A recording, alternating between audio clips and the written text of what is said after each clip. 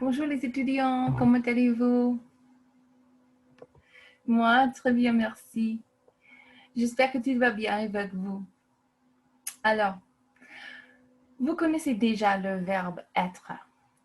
You already know the verb to be, être. Aujourd'hui, nous allons parler du verbe avoir. Today, we're going to talk about the verb avoir, which means to have. Now, you could make the case that the verbs être and avoir are the two most important verbs in French. Now, some would argue, but foundationally, these are key building blocks in your knowledge of French, and you're going to understand why as your knowledge of French grows. There's so many verb conjugations and forms that are built on the conjugations of être and avoir. We'll talk about more of those later, but let's get their building blocks first. So, we've got the verb avoir, to have. And here we go, first person singular. J'ai un stylo. Now the je for I, the E has got to be negated and replaced with an apostrophe because the AI, starts with a vowel. So we don't want two vowels next to each other, one ending a word and one beginning a verb that are pronounced at least. So we have j'ai un stylo. I have a pen, for example. Tu as un stylo, for example. You have a pen. Il a, elle a, on a.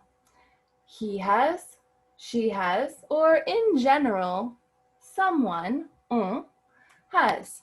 Whatever the rest of the sentence is, un stylo, for example. On the plural side of things, nous avons. Now again, that A that begins avons signals that that S that ends nous is normally not pronounced, but that is suddenly going to be pronounced to create that beautiful liaison. Nous avons. Same thing with vous avez.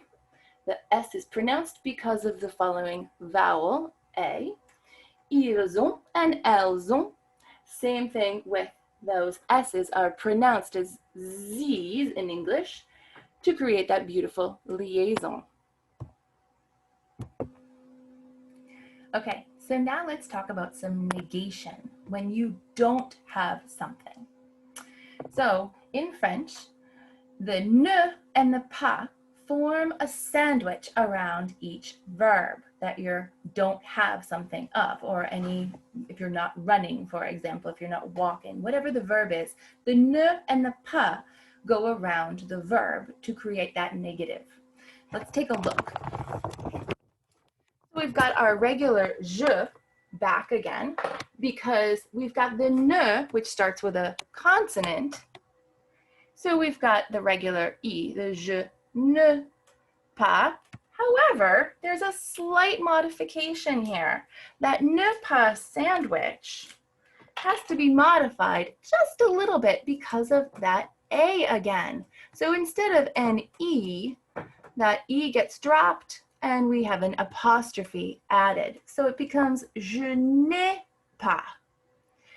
I don't have. And if I want to complete the sentence, at first I said, I have a pen. J'ai un stylo. I have a pen. But because I don't have any pens, je n'ai pas de stylo. And so the I have one pen or a pen becomes a de here because it's negative. And in English we would say, I don't have any pens. I don't have anything as far as a pen goes. So looking at the second person, tu n'as pas. Now, why is this an N apostrophe instead of the N-E, first part of the sandwich? Yes, because of the A in the A. Tu as, but tu n'as pas. You don't have.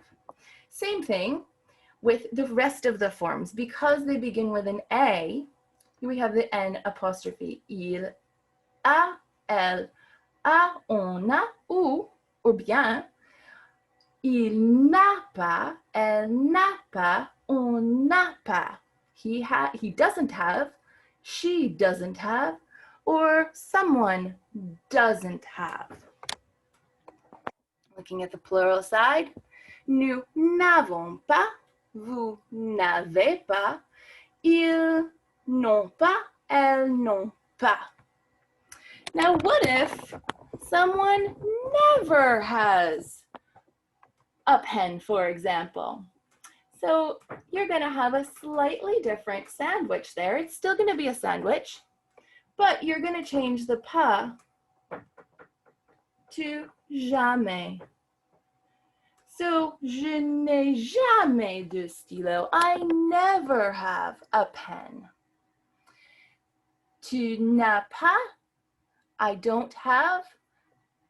What if I never have? You never have. Tu n'as pas. Tu n'as jamais. And etc. You see how the pattern works. Now, you don't need both of them. You're either going to use the pas or the jamais for the negative, depending upon what you're trying to say and how you want to translate it.